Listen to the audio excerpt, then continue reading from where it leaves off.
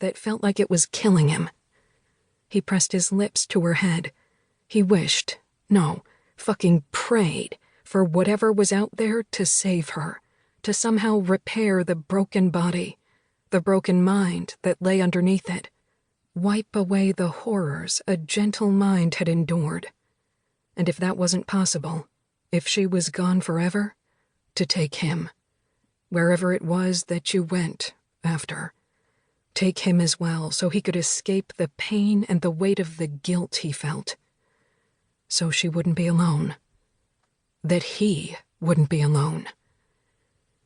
But no mercy was granted to him. She faded away the next day, succumbing to the mindless brutality inflicted on a gentle soul. She faded away. He endured. He didn't follow her.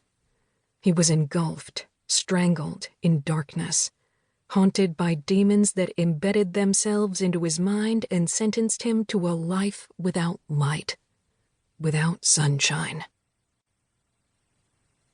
Chapter 1. Mia.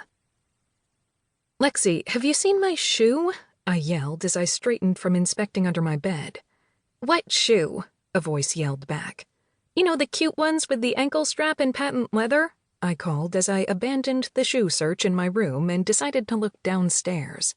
I needed those shoes today. They were not only the only piece of footwear that went with my current outfit, but they were also my most kick-ass heels. Heels that would contribute to a kick-ass look, which I needed to help me feel mentally prepared for the day.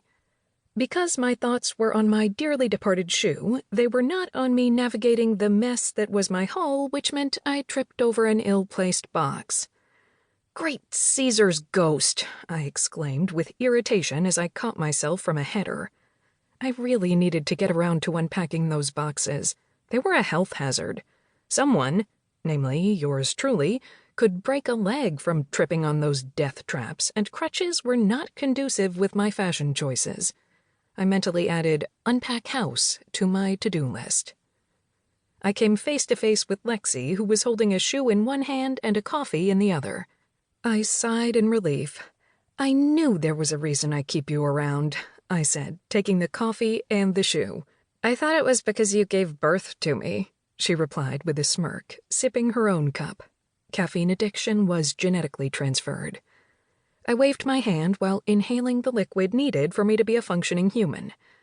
"Yeah, that factors in there somewhere, but the fact you are handy at finding things, namely my favorite pair of heels, is the front-runner today," I told her, trying to hop and not spill my coffee while I put on my other shoe.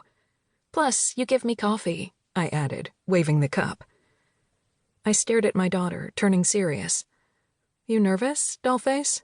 I asked her quietly. She shook her head, smile still in place, and her blonde ringlets swung with the movement. "No, I'm actually not." I raised an eyebrow at her. "You're seriously not anxious at the prospect of starting a new high school where you don't know anyone?" Lexie shrugged her shoulders. "I assume the school isn't filled with Satan worshippers and necromancers.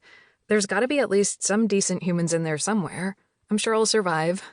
She linked her arm with mine, directing us toward the stairs. "Plus, I'm too busy being proud of my mom for being in charge of a freaking hotel to be thinking about something as trivial as high school and the possibility of a Mean Girls situation," she declared as we descended the stairs. I gave her a sideways glance. "Do not so casually joke about such a work of cinematic genius," I told her with mock seriousness. "The fate of your high school survival depends on this one piece of advice." I paused for dramatic effect. "On Wednesdays, we wear pink." "Don't worry, Mom. I'll only wear sweats once a week," she replied just as seriously. My daughter and I had a lot of conversations spoken purely in movie quotes. I laughed at the prospect of Lexie actually going to school in sweats. I didn't think I'd ever seen my daughter leave the house in sweats, apart from when she left for exercise purposes. And even then, she wore cute ones that looked better than half the people in regular clothes.